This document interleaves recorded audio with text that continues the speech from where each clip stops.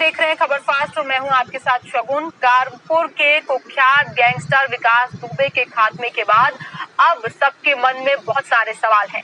सवाल ये है कि आखिर विकास अब तक किन किन के संपर्क में रहा, किन किन सफेद फेशों का हाथ जो है वो विकास की ओर बढ़ता रहा और ईडी की जांच चल रही है। जैसे जैसे जांच आगे बढ़ेगी वैसे वैसे नए खुलासे। यहाँ मेरे सहयोगी अमितेश श्रीवास्तव हमारे साथ जुड़ चुके हैं। जी अमितेश, ओवर टू यू। बहुत शुक्रिया सगुन। दरअसल अब चर्चाएं जो हो रही हैं वो इस बात की शुरू हो गई हैं कि विकास के मामले में जांच जो हो रही है उस जांच की आज कहां तक पहुंचेगी। और इसमें सूर्य प्रताप सिंह जी हैं जुड़े हुए, लखनऊ से लाइव जुड़ रहे हैं, हमारे साथ सीनियर आई रहे हैं और बहुत बेबाकी से बोलते हैं। कपिल श्रीवास्तव जी हैं, समाजवादी पार्टी के प्रवक्ता हैं, वो इस वक्त हमारे साथ इस चर्चा में शामिल हो रहे हैं। आप सभी का स्वागत है। तमाम और मेहमानों से हम बातचीत करेंगे, लेकिन सबसे पहले सूर्य प्रताप सिंह साहब, अब विकास के मामले की जो जांच है, ईडी जांच कर रही है, सवाल ये उठ रहा है जो आप सवाल बहुत पहले से उठाते रहे हैं, इस मामले की जांच कि किस किस तक आज पहुंचेगी, ये अपने आप में एक बड़ा सवाल है। देखिए, मैं तो अपना डिटेल अभी इंटरव्यू मैंने दिया है Reddit.com पे, सारी चीजों को मैंने खाका पूरा खींचा है।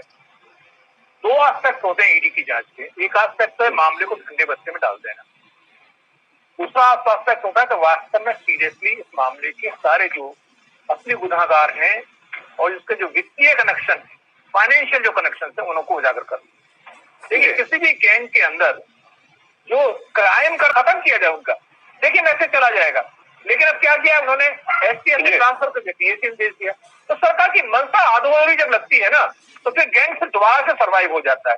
मुझे लगता है ये गैंग समाजवादी पार्टी के प्रवक्ता है, क्योंकि आपको इस चर्चा में शामिल करने का पीछे एक मकसद यह भी है कपिल जी, क्योंकि आपके जो राष्ट्रीय अध्यक्ष अखिलेश यादव जी वो भी कह रहे हैं कि विकास दुबे के साथ किस किस से संबंध था वो सीडीआर निकलवाई जाए, किस किस के संपर्क में था और किन किन नेताओं, किन किन अधिकारियों का संरक्षण उसको प्राप्त था, उस पर कार्रवाई होनी चाहिए।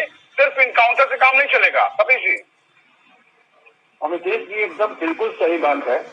और ये सभ्य समाज के अंदर जिस तरीके से एनकाउंटर किया गया है, ये पच नहीं रहा।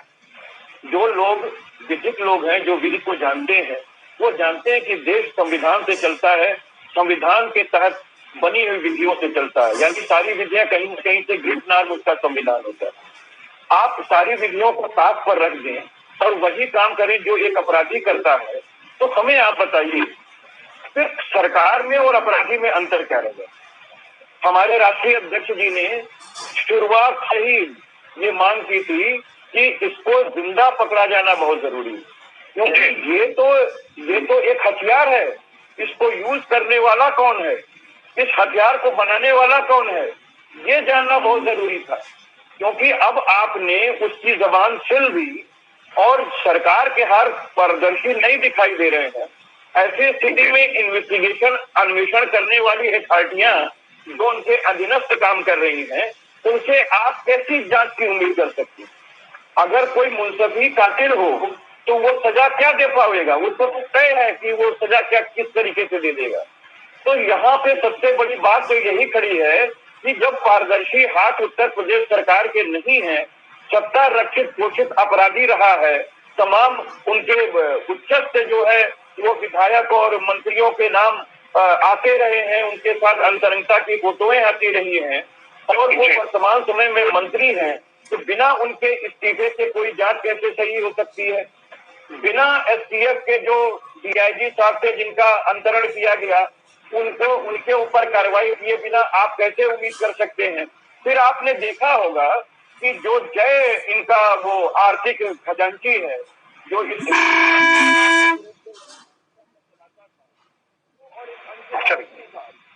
कुछ तकनीकी दिक्कतें आ रही हैं। कितने आला अधिकारी थे, वो तो उनकी बिटिया की शादी में शामिल हुए थे, अपर मुख्य सचिव है। तो अगर इतने बड़े बड़े रसूखदार लोग अपने पद पर बने रहेंगे, उनके अटैचमेंट इस सरकार के अंदर बने रहेंगे, तो सरकार से पारदर्शिता की उम्मीद शून्य होनी चाहिए। इसलिए समाजवादी पार्टी एक बात की डिमांड करती है कि माननीय सर्वोच्च न्यायालय के एक सिटिंग जज के तहत निगरानी में सीबीआई की इंक्वायरी होनी चाहिए। चलिए, और समाजवादी पार्टी ये मांग करती है कि पूरे मामले की सीबीआई जांच होनी चाहिए।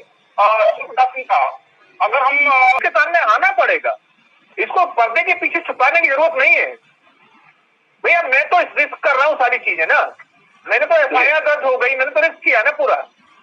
एक कोई ना कोई तो समाज के लिए कोई आवाज बनेगा ना, कोई तो सामने आएगा ना, कोई तो सेक्रीफाइस करेगा ना।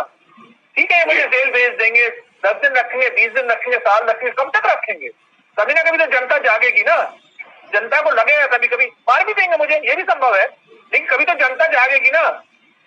इस सरकार तो एनकाउंटर की सरकार है ना, ये तो किसी का भी एनकाउंटर करा सकती है। तो ये तो निर्दोषों का एनकाउंटर भी करा रही है। इससे कोई भरोसा थोड़ी सरकार पे। वास्तव में सच में ये सरकार जो दोषी है उन्हीं को करा रहे हैं। 886 लोग हैं, देखिए 5000 एनकाउंटर हुए हैं, कल मैंने रिपोर्ट जुड़ा हूँ। आप पहले दिन से अगर देखोगे, चाहे उसके घर की तोड़फोड़ का मामला हो या उससे गलती यही हो गई कि उसने इतना बड़ा नरसंहार पुलिस का कर दिया कि 8 लोगों को उसने एकदम मार दिया। हालांकि 2 लोगों की डेथ हॉस्पिटल में जाके हो गई, इसलिए इतनी बड़ी बात हो गई। अगर एक आध आदमी मरा होता तो शायद इतनी बात बढ़ती भी नहीं और बात यहाँ तक पहुँचती भी नहीं। तो ये सब दीपा पोती वाला मामला है, कुछ दिन में सब मामला ठंडा हो जाएगा और हम और आप किसी दूसरे मुद्दे। टीटी मलिक साहब भी जांच पर सवाल खड़े कर रहे हैं, समाजवादी पार्टी की भी कुछ इसी तरह की जांच पे आप भी सवाल खड़े कर रहे हैं। क्या इस सब जांच होने की उम्मीद नहीं है आपको? देखिए अमितेश जी, बहुत स्पष्ट है, ये पूरी स्क्रिप्ट लिखी हुई है और ये सत्ता के अंदर ही 2 वर्गों का संघर्ष है जिसका ये परिणाम सामने है। ये अपराधी निश्चित तौर पे आपका अपराधी नहीं, लेकिन आप देखिए भाजपा पोषित शासन रहा है, तभी इसके मान्यता जो है इतनी बुलंद हुई है कि इसने भयंकर से गंभीरतम अपराध करने का काम किया। और एक चीज और भी हम आपको बता दें, अब तो उसका मुंह छिल दिया गया। जांच जो भी कर रही है वो शासन की एजेंसियां कर रही हैं, सत्ता पोषित वो अपराधी रहा है और जिस तरीके का ड्रामेटिक सारी चीजें हुई हैं वो किसी से छुपी नहीं है। ये बात अलग है क्योंकि हमारा देश एक आस्था प्रधान देश है और भारतीय जनता पार्टी बहुत अच्छे तरीके से किसी की आस्था को खुजला के जगाना जानती है।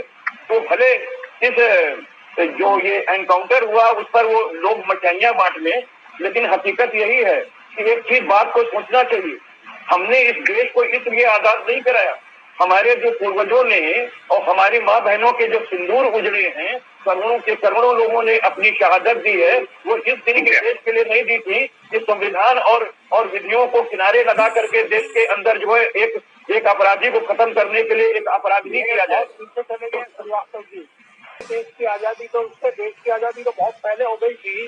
ये उत्तर प्रदेश की आजादी 3 साल पहले हुई है, उससे पहले 5 साल आप ही की सरकार थी और उसने अपने कारनामे जो है पिछली भारतीय जनता पार्टी की सरकार को शुरू करके बहुजन समाजवादी पार्टी की सरकार में वो पीक पे पहुंचे थे और 5 साल आपकी सरकार रही अखिलेश की। तो आपने क्या क्या किया उसका यहाँ विस्तार से बताइए ना। देश आजाद हुआ, आजादी के जिस तरह के सवाल खड़े किए हैं शिवप्रताप सिंह साहब ने, आपको लगता है कि तमाम जो कार्रवाइयां हो रही है, जांच की बात की जा रही है, ये किसी मुकाम तक पहुंचेगी?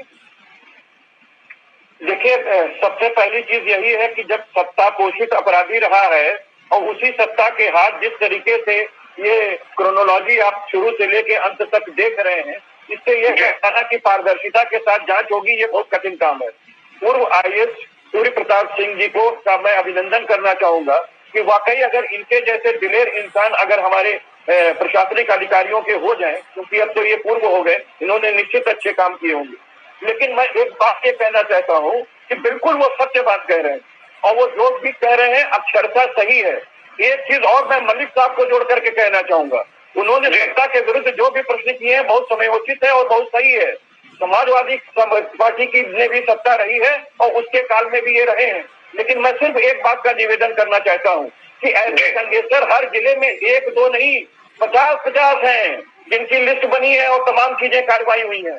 मैं सिर्फ उसका जवाब एक आंकड़े से दे सकता हूँ। हम ये नहीं कर सकते कि कोई सरकार आकर के पूरी तरीके से अपराध को समाप्त कर देगी, लेकिन कार्य करते हुए दिखना चाहिए। मैं इसलिए कह रहा हूँ कि 2017 से लेकर के 2020 के बीच में जो एनसीआरबी के आंकड़े बने हैं जिस तरीके से गंभीर धाराओं के बढ़े हैं वो कहीं भी हमारी सत्ता से के अंदर इस तरीके के नहीं थे। 30 से 40% बढ़े हैं।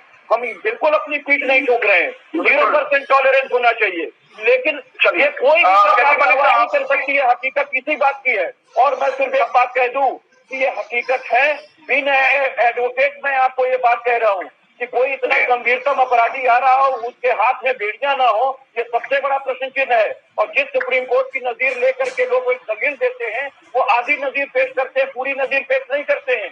उसमें साफ लिखा हुआ कि अगर कोई दुर्दांत व्यक्ति है, अपराधी है, तो उसके कमी है। जेपी मलिक साहब, वक्त की हमारे पास कमी है। ये चलता रहता है। उत्तर प्रदेश में कई सारे इस तरह के लोग हैं। अभी कपिल सिंह ने स्वीकार भी किया है कि हर जिले में हिस्ट्री सीटर है। उत्तर प्रदेश में इस तरह की चीजों को खत्म करना नामुमकिन है।